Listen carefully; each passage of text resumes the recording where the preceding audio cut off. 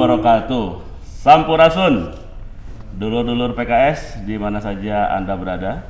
Alhamdulillah kembali saya Hendra Gunawan. Syuting kita ada di Grand Pranger Hotel di acara Rakerwil PKS Jawa Barat. Dan alhamdulillah untuk narasumber kita di saat ini telah hadir di tengah-tengah kita seorang pemuda tampan. Wah, luar biasa ini. Teman saya sejak masih kuliah, sejak baru masuk kuliah sampai sekarang. Beliau adalah Bapak Ridwan Solihin. Assalamualaikum, Kang Ridwan. Waalaikumsalam warahmatullahi. Sehat ya? Alhamdulillah. Gimana kesibukan di tengah Rakerwil seperti ini? Kesibukan ya pasti ada ya. Nah, tidur cukup tidur? Tidur sepertinya kurang nih. Kurang. Tapi saya dengar kabar walaupun tidurnya kurang, bisa lebih dekat nanti ngobrolnya, walaupun tidurnya kurang, tapi katanya dari hotel ke hotel selama beberapa hari ini katanya. Oh iya betul, memang lagi banyak agenda di DPRD Provinsi. DPRD berarti. Ya, dulu-dulu kita ketahui bahwa Kang Ridwan ini juga adalah salah satu anggota legislatif dari PKS di DPRD Provinsi Jawa Barat ya. Beliau juga adalah sekretaris fraksi DPRD PKS, fraksi PKS di DPRD Provinsi, sekaligus juga sekretaris DPW PKS Jawa Barat. Gitu ya. Kalau komisi ini komisi berapa? Komisi 1. Komisi 1. Bidangnya apa saja komisi 1? Bidang pemerintahan. Bidang pemerintahan. Wah, luar biasa. Ini tadi saya menyambung tentang ngobrol dulu lah tentang dari hotel ke hotel tapi kurang tidur. Memang di hotelnya ngapain? Kan hotel tempat tidur.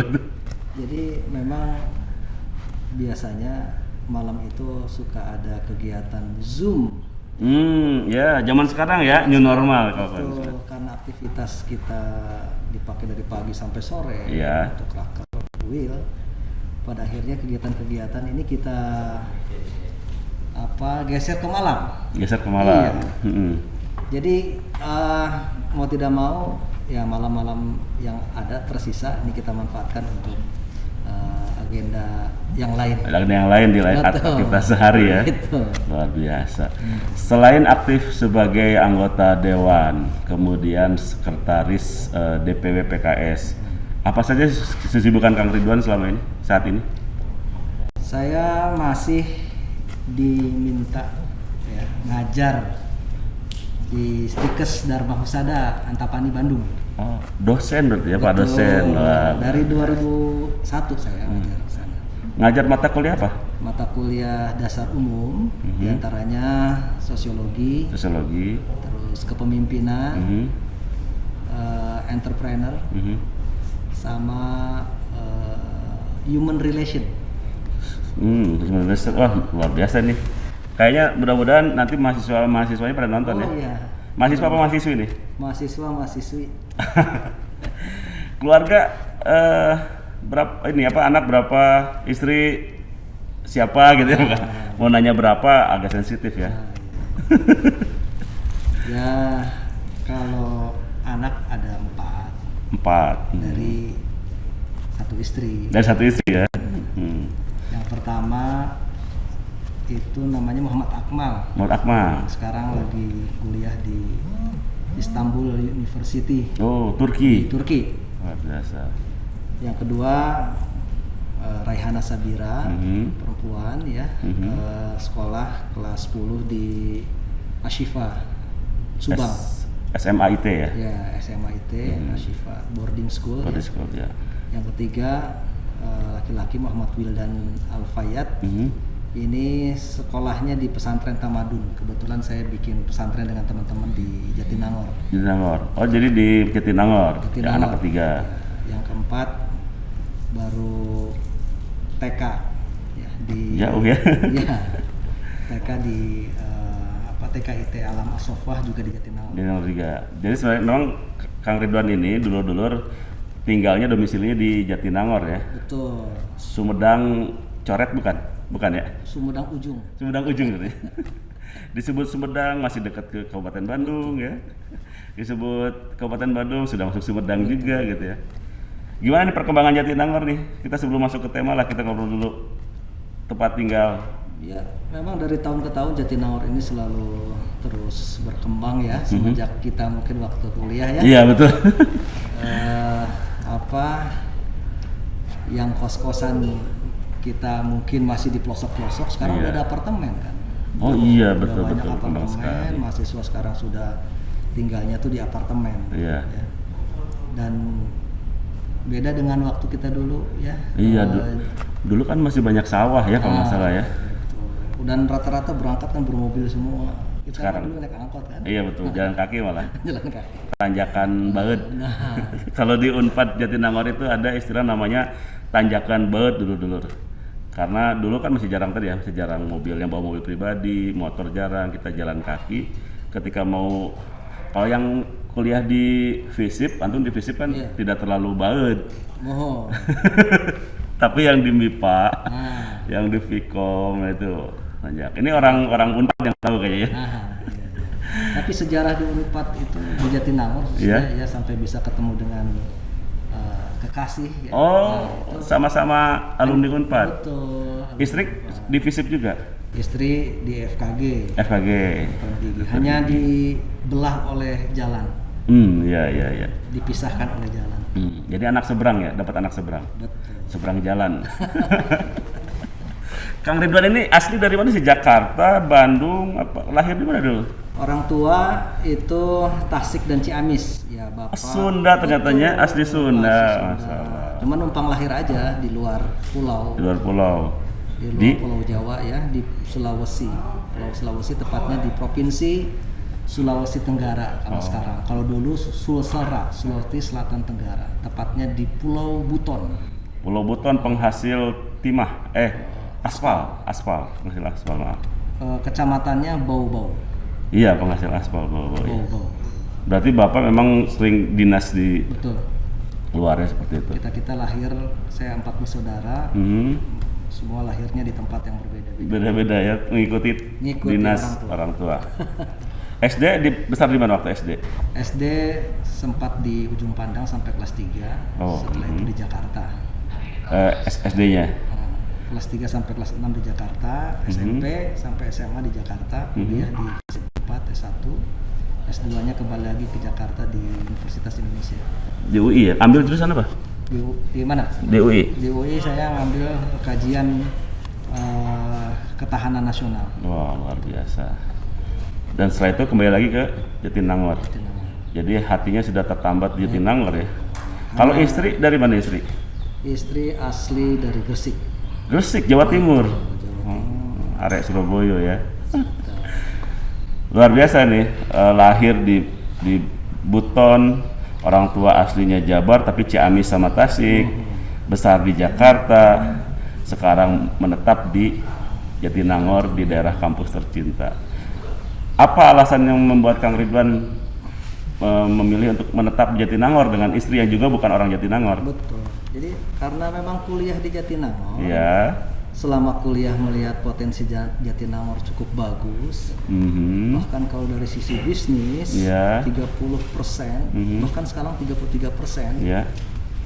Pendapatan asli daerah dari Kabupaten Sumedang itu dari Jatinangor. Oh, Kira- bentar. Saya jadi penasaran, kenapa Kang Ridwan ini bisa sampai tahu 33% pendapatan daerah Kabupaten Sumedang dari Jatinangor. Ada apa dengan Sumedang? Ini dulunya pernah aktif di Kabupaten Sumedang kayaknya. Ya memang semenjak kuliah kita melihat aktivitas bisnis Jatinangor cukup Iya. bagus. Pada akhirnya kita menetap. Ternyata pada saat menetap saya tertarik dengan Partai Keadilan saat itu. Tahun 98 ya. 9998 ya. Dan alhamdulillah bisa aktif di sana dan ya menjadi orang yang dipercayalah megang struktur di DPD PKS Kabupaten Sumedang. Sudah PKS atau masih PK dulu di Sumedang itu? Kalau dulu waktu PK itu saya masih di Ranting. Ketua Ranting Cikeruh. Cikeruh. Iya. Dulu masih ketua Depra Cikeruh. Depra Cikeruh. Kemudian Ya, kemudian dapat DPC atau langsung ke DPD? langsung menjadi ketua bidang Polhukam. Wah, ini yang disebut jabatan karir ya. Dari mulai sebagai ketua DPRA di Cikeruh, di sebuah kabupaten di Jawa Barat, Dan saat ini tahun 2021 beliau adalah sekretaris DPW Betul. PKS Jawa Barat. Ya. Jadi buat dulur-dulur nih anggota PKS yang sekarang dapat amanah jadi ketua DPRA gitu ya, ketua DPC. Kalau catatan Lauhul Mahfuznya menentukan jadi presiden PKS juga tidak menutup kemungkinan ya. Yang penting kita istiqomah, fokus ya, bahwa memang partai ini dapat menjadi sarana bagi saya secara pribadi untuk memberikan kontribusi terbaik buat masyarakat. Fokus aja dari Depra, DPC, DPD. Usia berapa pertama kali terjun ke partai politik, ke Partai Keadilan waktu itu? Kalau Partai Keadilan tahun 99 berarti di usia 23. 23 tahun, wah masih muda waktu itu, belum menikah waktu itu. Belum menikah. Masih bujangan, sudah jadi petinggi partai walaupun di kelurahan ya, di desa. Ranting desa ya. Baik, dulur-dulur PKS di mana saja Anda berada, kita akan kembali lagi berbincang bersama Kang Ridwan di acara podcast PKS Jabar setelah yang satu ini. Tetap di podcast PKS Jabar. Ya, dulur-dulur PKS masih di acara podcast PKS Jabar, kali ini bersama Kang Ridwan Solihin, Sekretaris DPW PKS Jawa Barat. Kang Ridwan, kenapa saya tanya latar belakang dulu, kemudian tadi sejak awal usia berapa masuk aktif di PKS? Ternyata usia 23 tahun, ketika masih muda waktu itu ya. Betul. Itu sudah lulus kuliah atau belum? Sebelum lulus kuliah memang sudah aktif ya di kegiatan-kegiatan Partai Keadilan saat itu. Partai Keadilan ya. Karena saya angkatan 95 kan? Iya. 1 tahun di bawah saya waktu itu. Tahun 98 Betul. PK. Tahun 99 aktif. Terus waktu berjalan sebenarnya sudah aktif itu semenjak kuliah. Semenjak kuliah ya.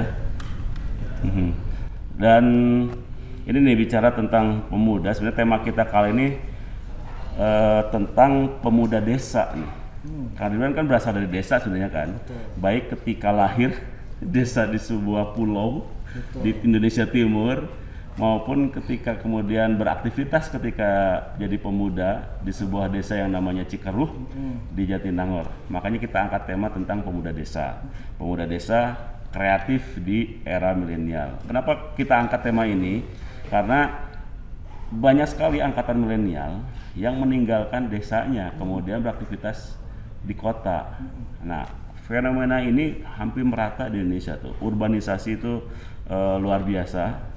Para pemuda milenial zaman yang sekarang mungkin sudah usia seperti kita gitu ya, atau di bawah kita sedikit, itu sudah tinggal di kota, desa ditinggalkan.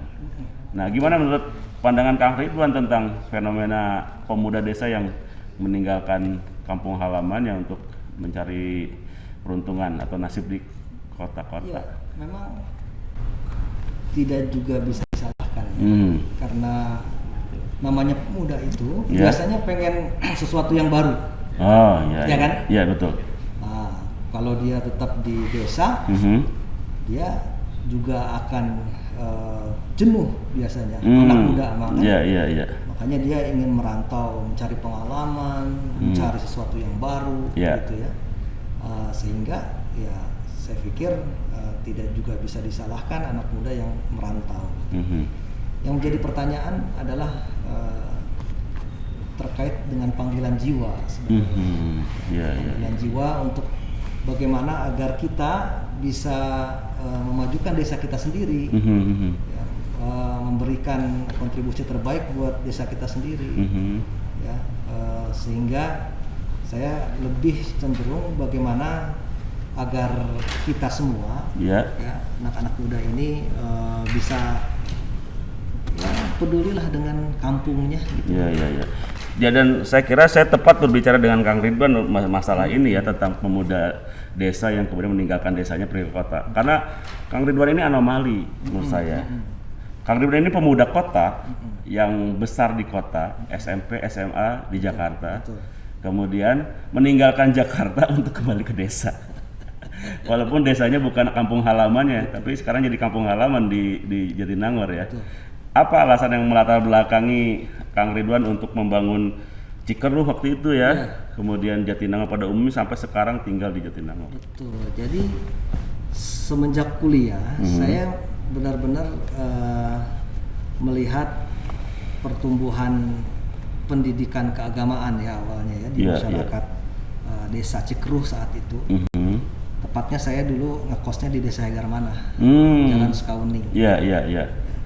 Di mana saya lihat anak-anak kecil yang tidak punya guru ngaji ya. Iya, iya, iya, iya. Padahal mereka ini masa depan gitu. Iya, iya. Makanya saya memutuskan untuk mencoba menghimpun teman-teman meskipun para pendatang ya mahasiswanya ya Iya, untuk ngajar TPA di sana, Iya. ngajar ngaji dan lain sebagainya. Ternyata ya asik juga ya. Asik juga ya. Terus aktif di Karang Taruna. Gitu. Dan akhirnya saya bikin sebuah forum saat itu namanya FPPJ, Forum Peduli Pemuda Jatinangor. Forum Peduli Pemuda Jatinangor. Tahun berapa itu?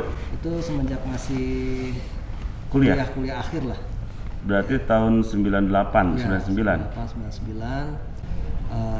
Dan memang kita melihat bahwa pemuda-pemuda itu kenapa keluar, khususnya di Cikeruh, ya karena nggak ada sebuah wadah yang bisa menjadi tempat sesuatu yang baru bagi mereka. Gitu. Nah disitulah kita coba membuat sebuah forum pemuda untuk bisa menampung kegiatan-kegiatan aktivitas buat para pemuda.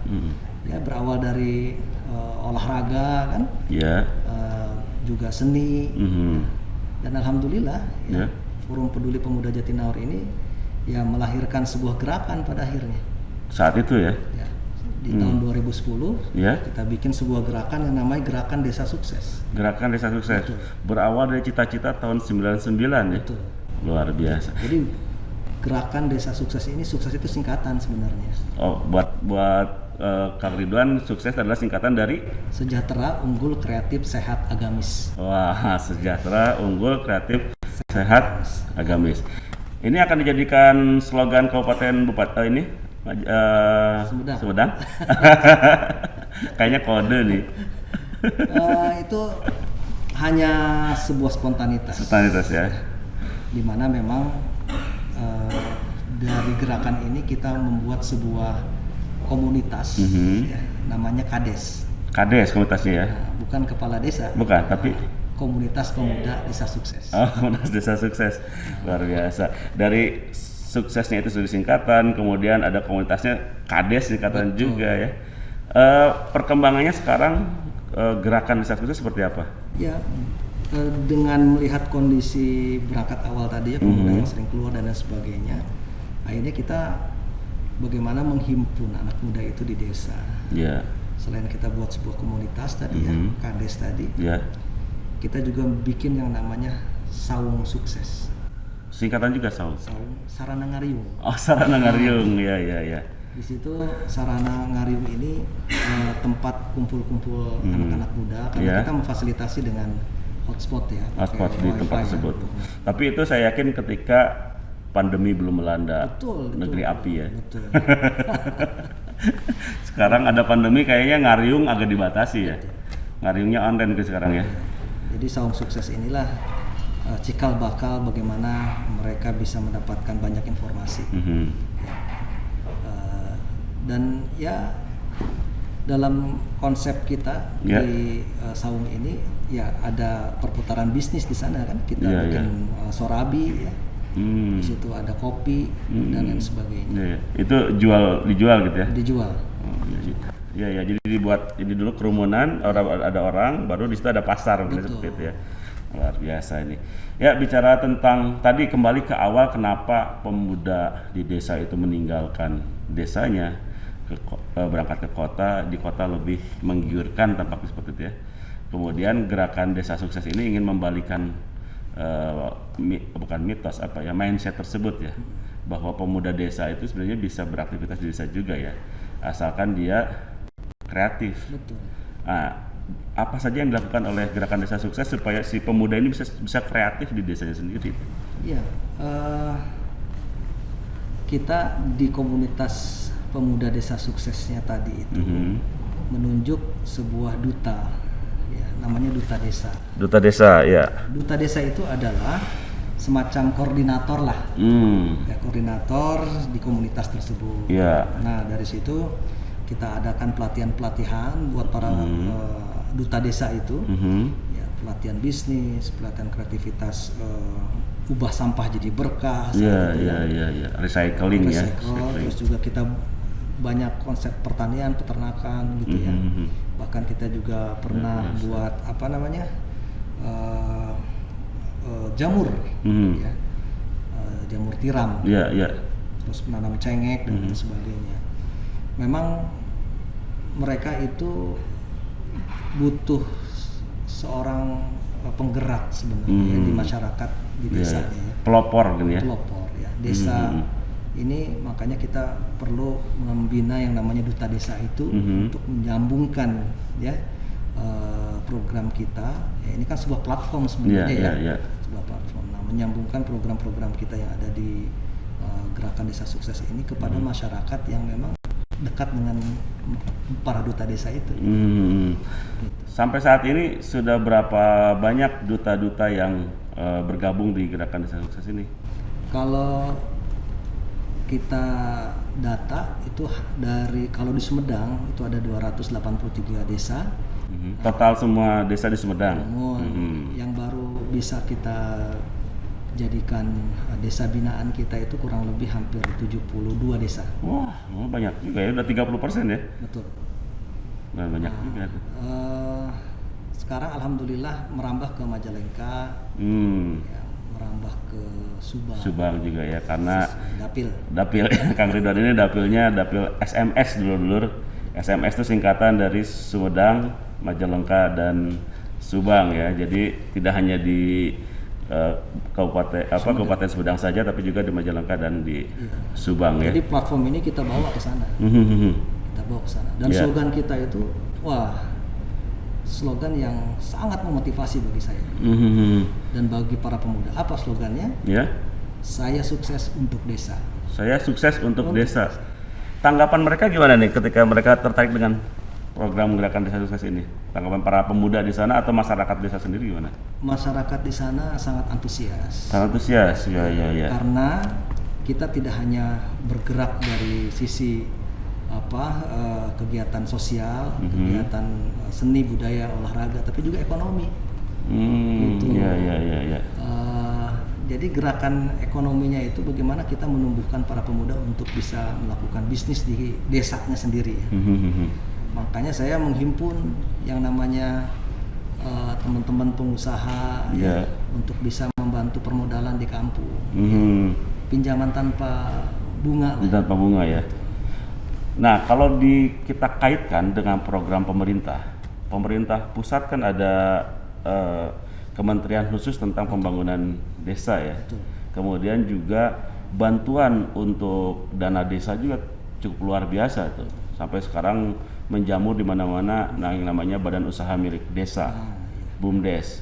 Ini ada kaitan arsiran dengan gerakan desa sukses yang Kang Ridwan cantumkan, yang Prof ini kan? Justru dengan adanya bantuan, dengan adanya konsentrasi yang cukup besar dari pemerintah, ini sangat membantu ya bagi gerakan kita. Karena apa? Tujuan kita untuk membuat desa sukses sebenar-benarnya, bukan singkatan saja ya, terlalu kreatif serta gamis, itu lebih cepat terrealisasi ya dengan adanya dana desa. Ya, bayangkan kayak bantuan dana desa hampir miliaran per desa kan. Iya, betul. Terus yang kedua juga ada yang namanya Badan Usaha Milik Desa sekarang yang juga ada bantuan anggaran dari pemerintah pusat, provinsi, daerah untuk BUMDes. Sekarang ada desa wisata. Desa wisata, iya betul. Bantuan desa itu cukup besar dan banyak. Nah, itu memudahkan kita. Ya. Menarik sekali nih. Baik, kita akan lanjutkan. Tadi menarik, ada desa wisata, ada program-program yang itu berdasarkan dari sisi kreativitas dari warga desa itu sendiri ya, termasuk pemudanya. Kita akan kupas lebih dalam nih Kang Ridwan, tapi kita harus kembali istirahat ya. Dulu PKS di podcast PKS Jabar, kita akan kembali setelah yang satu ini ya. Tetap di podcast PKS Jabar. Ya, dulur-dulur PKS masih di podcast PKS Jabar bersama Kang Ridwan Solihin, Sekretaris DPW PKS Jawa Barat. Dan kita masih membahas tentang pemuda desa kreatif di era milenial. Kang Ridwan, bicara desa tentu saja tak akan terlepas dengan namanya dunia pertanian ya. Karena desa itu mayoritas di Indonesia ini masih mata pencarian terbesarnya bertani ya. Salah satu tadi yang kita bahas, kenapa pemuda desa itu meninggalkan desa dan tidak mau bertani ini. Fenomena seperti ini kenapa nih alasannya nih, Kang Ridwan? Ya, memang seperti tadi awal saya sampaikan bahwa memang mereka butuh sesuatu yang baru. Pertama butuh sesuatu yang baru. Ya, ya makanya dia keluar. Terus yang kedua, mereka butuh mungkin pemasukan yang lebih ya, datang ke kota itu ya dengan harapan pengen dapat penghasilan yang besar gitu. Yeah. Karena mereka tahu mungkin di pertanian kurang menjanjikan. Kurang menjanjikan ya. Betul. Padahal kalau saya lihat justru pertanian ini memiliki sebuah motivasi untuk mensejahterakan masyarakat Indonesia ya dengan pertanian. Orang itu banyak, ya. iya. Orang banyak bisa hidup karena pertanian. Hubungannya dengan ketahanan pangan. Betul, ya. ketahanan pangan gitu. Seperti itu. Iya, iya. Saya lihat. Terus kalau kita lihat, saya baca berita-berita gitu ya, petani itu kayak terus dirundung masalah gitu ya. Kita memproduksi beras surplus tapi tetap pemerintah impor gitu ya. Kemudian untuk beli pupuk saja harus terdaftar, tidak sembarangan bisa ambil pupuk dan sebagainya. Bahkan ada kabar dari 2 hektar sawah itu hanya menghasilkan gabah senilai 15 juta rupiah gitu kan. Itu omsetnya. Kalau dipotong-potong mungkin 30% bersihnya kan. Untuk satu kali panen selama 3 atau 4 bulan gitu kan. 3-4 bulan hanya dapat 5 juta, ya memang tidak tertarik pemuda ya. Betul. Ya. Ini masalahnya di mana nih menurut Kang Ridwan? Masalah ada kesalahan sistem kah atau memang kondisi kita seperti ini? Ya. Atau teknologi gimana? Iya, memang pertanian kita ini program unggulan ya bagi pemerintah baik pusat, provinsi maupun daerah. Iya.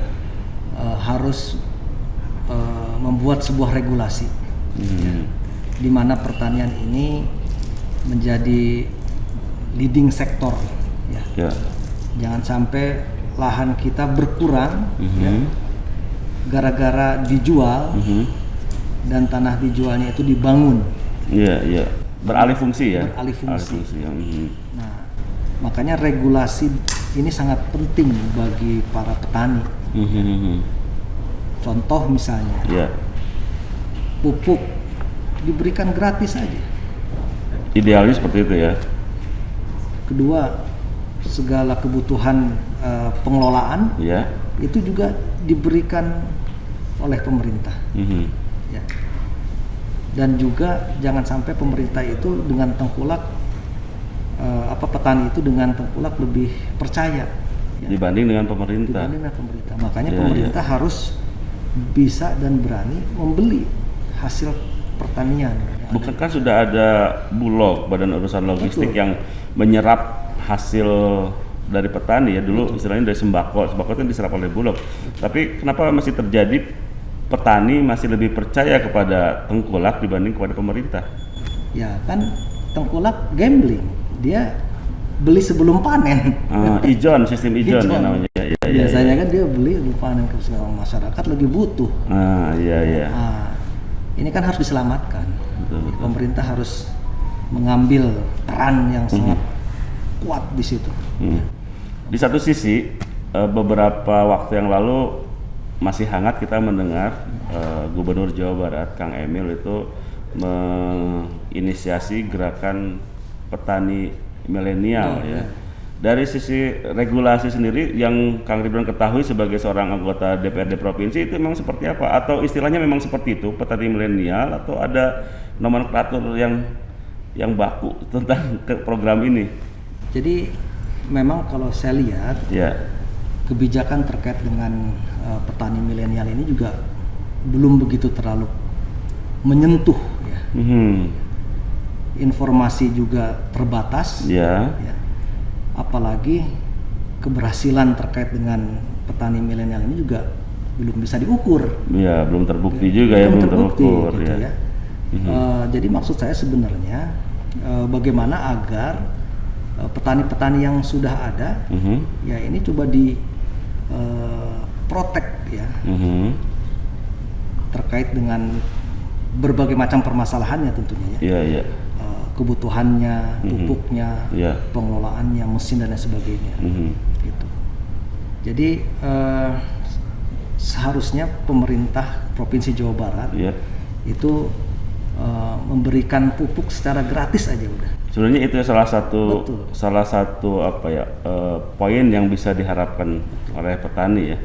Bukan petani milenial. Ini alasan apa yang membuat Pak Gubernur itu menggulirkan program petani milenial? Apakah tadi di awal kita membahas karena banyak pemuda-pemuda yang enggan bertani, kemudian bikin program petani milenial, digaji oleh provinsi dan sebagainya, atau bagaimana? Ya, secara otomatis kalau hasil pertanian bagus ya, terus juga pemahaman tentang pentingnya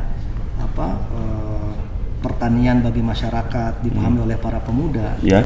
Nah, ini otomatis pemuda juga akan mempertahankan lahan-lahannya kan? Iya, iya, iya. Emang sangat bagus program untuk mengembalikan masyarakat atau para pemuda untuk masuk ke dalam era pertanian ini. Bahkan kita juga dengan teman-teman di Majalengka itu bikin sebuah gerakan, sebuah film lah. Film ya. Film judulnya itu Abang Jati. Abang Jati. Aku bangga jadi petani. Singkatan lagi juga ya. Abang Jati, aku bangga jadi petani. Ya, untuk bisa menarik para pemuda ya, atau siapapun lah ya, bahwa menjadi petani itu sebuah kebanggaan. Ya. Tapi kan tadi sebenarnya di awal tidak cukup dengan bangga saja. Betul. Kalau tetap saja ketika mereka beralih jadi petani untuk 2 hektar luas lahan sawah hanya menghasilkan rupiah 15 juta omsetnya kan, itu tetap saja kurang menarik sebenarnya kan. Betul. Iya, iya. Nah, ketika petani milenial ini digulirkan, sedangkan kondisi tadi belum berubah, menurut Kang Ridwan apakah akan sukses program petani milenial itu bagaimana? Jadi kesuksesan itu kalau dilihat dari materi sebenarnya sangat Relatif jauh ya. Jauh ya. Jauh sebenarnya. Iya, iya. Justru disitulah jiwa-jiwa pemuda agar bisa memberikan potensi kemampuannya untuk bisa mempertahankan lahan pertanian kita. Iya. Ya.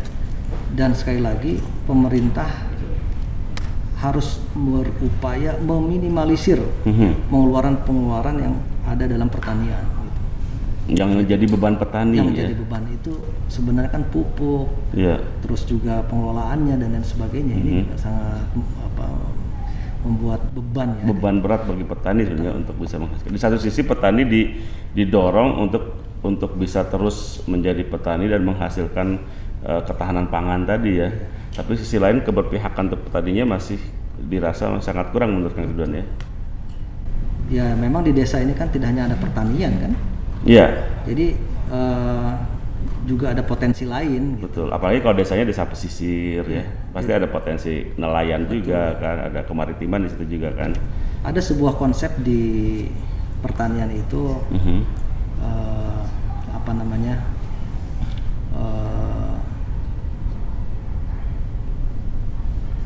zero waste farming. Zero waste farming. Nah. Jadi tidak ada sampah dari hasil pertanian. Jadi ada sebuah konsep terpadu ya antara peternakan dan pertanian gitu. Jadi karena lahan sawah ini cukup luas, kenapa tidak di atasnya kita bikin peternakan ayam gitu ya. Gitu. Dan ini juga sudah sempat saya kunjungi ya. Oh, sudah ada contohnya Sudah sebenarnya? ada contohnya. Di mana tuh? Itu di daerah Jawa Tengah. Di Jawa Tengah sudah ada Saya ya? lupa ya tempatnya itu ya, Mhm. pernah ke sana. Dan memang itu lahan pertanian tada hujan. Ada hujan. Yang setahun berapa kali gitu ya, cuman Hanya setengah tahun kan ya, kalau musim hujan dua ya? kali kalau nggak Dua kali salah. panen ya? 2 kali panen. Iya. Jadi dia bagaimana caranya dengan kondisi Alam seperti alam itu. seperti itu Mhm. justru bisa berlipat-lipat penghasilannya. Menarik sekali nih. Kita akan lanjutkan, Kang Ridwan, ini menarik ya. Salah satu bentuk kreativitas sebenarnya ya di era milenial bagi petani di desa ya, bahkan pemuda di desa nantinya. Dulur-dulur PKS, kita akan kembali setelah yang satu ini di podcast PKS Jabar. Ya, dulur-dulur PKS masih di PKS podcast PKS Jabar bersama Kang Ridwan Solihin, Sekretaris DPW PKS Jawa Barat. Tertarik terakhir nih bahwa ternyata kreativitas bisa dikembangkan di desa-desa ya. Tadi tentang bagaimana pengolahan lahan, menggabungkan antara pertanian dan juga peternakan ya. Di Jawa Barat sudah ada contohnya atau bagaimana Kang Ridwan? Di Jawa Barat memang sepertinya saya belum menemukan. Belum menemukan ya. Tapi perlu kita coba. Coba ya. Ya. Perlu kita Saya yakin itu mungkin maksud dalam bisa masuk dalam gerakan desa suksesnya Kang Ridwan Solihin ya. Siap. Nah, sekarang kita masuk ke posisi Kang Ridwan sebagai pengurus struktur PKS Jawa Barat nih. Bagaimana PKS memandang desa di Jawa Barat khususnya atau secara umum saat ini? Bagi kita di PKS, khususnya di Jawa Barat, Ya. kita lihat desa yang ada di Jawa Barat, Ya. jumlahnya itu 5.312 desa. Luar biasa.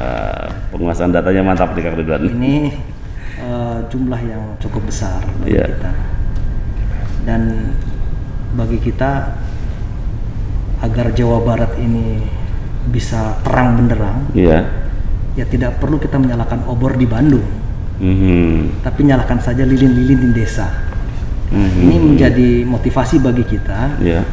agar kita bergerak untuk bisa memberikan lilin-lilin kecil ya, untuk desa-desa, agar desa juga bercahaya Iya. dan pada akhirnya Jawa Barat pun akan bercahaya. Nah, Gitu.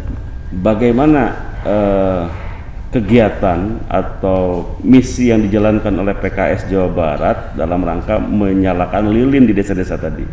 Ya, Apakah dibentuk sebuah badan khusus, badan ad hoc di struktur, atau memang sudah ada bidangnya atau seperti apa? ya. Kalau di PKS ini untuk kepengurusan di DPP 2020-2025, Ya, ini memang ada bidang khusus ya tentang desa. tentang desa, Oh, bidang ya. pembinaan dan pengembangan desa Bidang pembinaan dan pengembangan desa. Ini luar biasa nih. sampai di level kabupaten, Ya. sampai level DPD, dari DPP, DPW, dan DPD. Artinya di DPW pun ada bidang DPW pun pembinaan dan pengembangan desa diturunkan kepada kabupaten. Kalau di kota sendiri kan kota jarang sekali ada desa. Ya, Kelurahan adanya. kelurahan. Iya. Kalau di kota ini kelurahan. Ya. Gitu. Nah, bukti bahwa PKS itu cinta desa Ya. dengan adanya bidang khusus tentang desa. Ya. Dan program-program kita pun ini menyentuh ya yang seperti kita bicarakan bagaimana agar masyarakat ini bangga menjadi orang desa. Masyarakat ini bisa menghidupkan desa-desanya. Ya. Ya, makanya slogan saya tahun 2010 tentang gerakan desa sukses itu kan, Ya. saya sukses untuk desa. Untuk desa ya.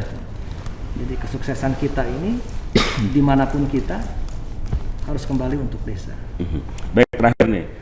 Kalau bicara tentang desa selalu ada mitos atau apa bahwa desa itu selalu tinggal. Ada istilah Anda kampungan gitu ya, seperti itu. Padahal zaman sekarang ketika digitalisasi teknologi itu sudah merambah kemana-mana, di desa pun sekarang juga banyak akses-akses ke digital ya, internet segala macam. Ini apakah akan ada perubahan secara peradaban atau bagaimana menurut Kang Ridwan nih? Ya, jadi kalau saya melihat justru pemerintah pun ya di tingkat pusat, provinsi juga sama konsentrasi ke desa, saya lihat itu. Makanya ada program bantuan untuk desa wisata. Salah satunya ya. Nah, ini sebenarnya sebuah kesempatan bagi para pemuda ya untuk bisa menghidupkan desanya dengan wisata. Jadi kalau saya lihat ya gini Kang Hendra, kan setiap desa itu punya kondisi yang berbeda. Sumber daya alam yang berbeda. Sumber daya alam yang berbeda. Tidak mesti harus wisatanya wisata alam. Di situ ada wisata budaya, wisata kuliner, ada lagi wisata rohani, religi, terus banyak. Nah, saya sangat mengharapkan bahkan di PKS juga menginisiasi kita ya untuk bisa membuat sebuah FGD, fokus group discussion, FGD untuk bisa mendiskusikan potensi-potensi desa yang ada. Setelah itu nanti kita akan support ya, melalui bantuan keuangan desa, ya. Terus juga kita support dari berbagai jaringan-jaringan kita ya, di PKS, baik jaringan pengusahanya, ya, baik jaringan pendidikan, jaringan ekonomi dan lain sebagainya. Ini sangat penting kalau saya lihat desa ini untuk dikembangkan. Sekarang sudah banyak destinasi-destinasi yang menjadi tujuan orang kota untuk datang ke desa. Dengan ditaruh saung di atas sawah, orang kota itu datang gitu. Mendapatkan pengalaman baru ya bagi orang kota sebenarnya. Makan di atas sawah teh. Betul. Bagi orang desa itu biasa ya sebenarnya, tapi bagi orang kota itu luar biasa seperti itu. Jadi rencana PKS sendiri dengan adanya tadi bidang pengembangan dan pembinaan dan pengembangan desa terhadap desa-desa khususnya ya di Jawa Barat ya, umumnya di Indonesia ya, seperti itu ya, bahwa bisa lebih kreatif lagi untuk mengembangkan potensi-potensi yang ada yang tentu saja itu berbeda-beda di setiap desa. Kita ketahui juga kalau di Jawa Barat khususnya Kang Emil, gubernur kita itu membuat program One Village, One Product, One Pesantren, One Product gitu ya. Bagaimana fraksi PKS menanggapi program-program dari gubernur kita ini terhadap hal-hal yang berhubungan dengan desa ini? Kalau dilihat dari programnya memang cukup bagus, saya lihat.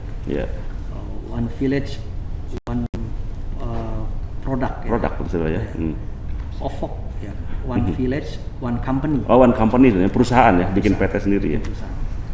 Terus juga OPOP ya, One Pesantren, One Product ya. Ini program yang diharapkan bisa menghidupkan putaran ekonomi di desa. Ya. Dan kita tinggal bagaimana mengevaluasi target-target yang ingin dicapainya, apakah memang sudah sesuai. Atau belum. Selama ini monitoring dari DPRD terhadap rencana pemerintah provinsi terhadap One Village One Company sudah sesuai on the track atau bagaimana? Masih dalam proses evaluasi ya, karena baru 2 tahun kurang. 2 tahun ya. Oh, ini jangka 5 tahun ya program ini. Jadi memang kita harapkan company di sini mungkin BUMDes ya. BUMDes. Memang sekarang juga ada program yang namanya Patriot Desa. Kalau di desa sukses kan duta desa Duta ya. desa ya. Ini patriot desa. Kalau provinsi- Mirip-mirip sebenarnya ya. Mirip-mirip. Mirip-mirip hanya nama istilahnya saja yang beda, patriot desa. dan Kalau duta desa. patriot desa kan ada tunjangannya mungkin ya. Iya, Duta karena desa dari kan- provinsi ya. Kalau ini benar-benar gerakan yang muncul dari bawah ya. Betul. Jadi patriot desa ini memang anak muda Iya. ya, yang dilatih untuk bisa mengembangkan badan usaha milik desa. Wah, luar biasa ini sebenarnya. Idenya luar biasa, sudah bagus nih. Cuman di lapangan Mhm. justru yang disayangkan ya, Iya. yang menjadi patriot desa itu bukan orang setempat gitu. Jadi orang luar yang ditempatkan di desa tersebut ya.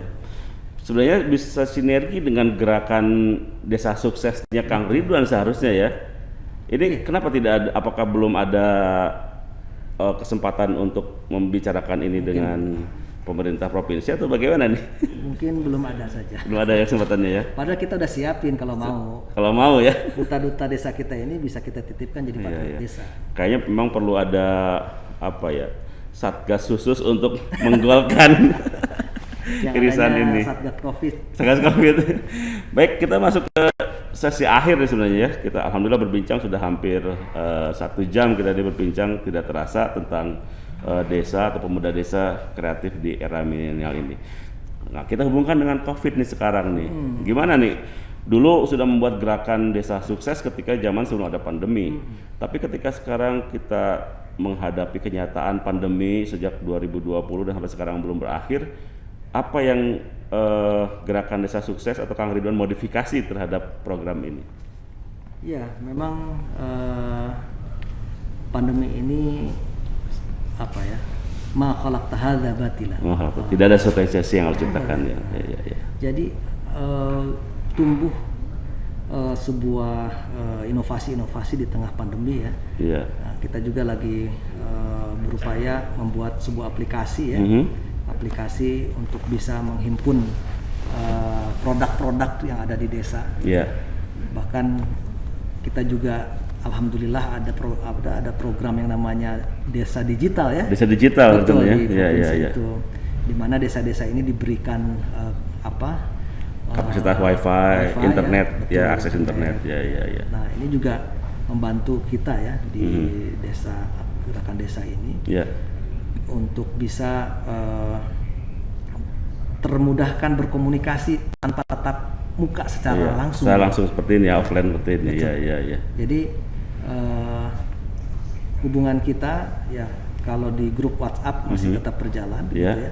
Tapi untuk secara pertemuan kita menggunakan fasilitas ada Zoom meeting, ada Google Meet, Iya. ya. Ada WA juga udah bisa video secara banyak ya, Iya. bisa 8 orang. Gitu. Dan pemuda desa pun tidak gagap teknologi dengan hal tersebut ya. Wah, anak muda sekarang Iya, mah iya. udah Mau di desa mau di kota paham tentang hal ini ya. paham, Ya, keren lah alhamdulillah. anak muda sekarang. Iya. Baik, Kang Ridwan terima kasih nih bincang-bincang kita mudah-mudahan bermanfaat tentang pemuda desa kreatif di era milenial ya, dulur-dulur PKS. Jadi untuk dulur-dulur PKS yang tinggal di desa, yang masih muda, tidak perlulah sekarang berpikir bagaimana caranya saya pindah ke kota, ya mencari nafkah di kota, karena di desa sendiri sekarang sudah Banyak potensi. untuk bisa dibangun. Tadi ada desa wisata, ada wisatanya itu ada yang kuliner ya, ada wisata tempat dan sebagainya ya. Bahkan ada bantuan itu untuk Bantuan juga ya. jalan atau infrastruktur Ya. untuk menuju desa wisatanya. Luar biasa nih. Mudah-mudahan setelah ini pemuda-pemuda desa tidak lagi bermimpi untuk tinggal di kota, tapi justru membangun desanya. Sebagaimana yang menjadi cita-cita Kang Ridwan dengan gerakan desa suksesnya, yaitu saya sukses untuk desa. Baik, kita akan bertemu dalam podcast PKS Jabar di kesempatan yang lain. Assalamualaikum warahmatullahi wabarakatuh.